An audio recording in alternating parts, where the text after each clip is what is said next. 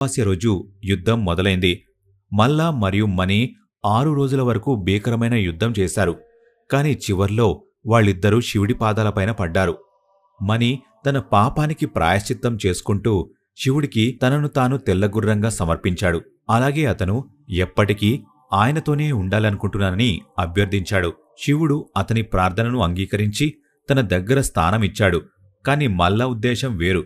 తను ప్రపంచం నాశనమవడం చూడాలని కోరుకుంటున్నానని అన్నాడు. అలాగే మనుషుల మాంసాన్ని తినాలనుకున్నాడు. అలాంటి దరిద్రాన్ని విని శివుడి కళ్ళు కోపంతో నిండిపోయాయి. ఆయన మల్ల తలని శరీరం నుండి వేరుచేశాడు. అతని తల మందిరంలోని మెట్ల కింద పడిపోయింది. అతను ఈ రోజుకీ కూడా భక్తుల పాదాల కింద నలిగిపోతాడని అంటూ ఉంటారు. అసురుల వినాశనం చేసిన తర్వాత శివుడు అక్కడే స్వయంభులింగం రూపంలో ఉండాలని నిర్ణయించుకున్నాడని అంటారు.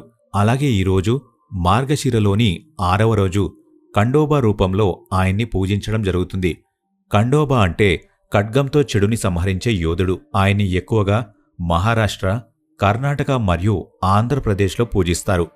అక్కడ చిన్న చిన్న ఊర్లలో ఈయనకి రకరకాల పేర్లు మరియు నమ్మకాలు ఉన్నాయి. కొంతమంది ఈయనని కేవలం శివుడి రూపంగా నమ్మితే, ఇంకొంతమంది శివుడు, సూర్యదేవుడు మరియు కార్తికేయుల కలగలిపిన రూపంలో ఈయన్ని పూజిస్తారు.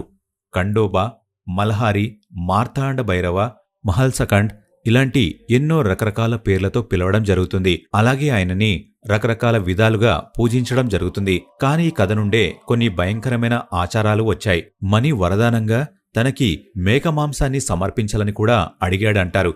దీనివల్ల సమాజం యొక్క వృద్ధి జరుగుతుంది.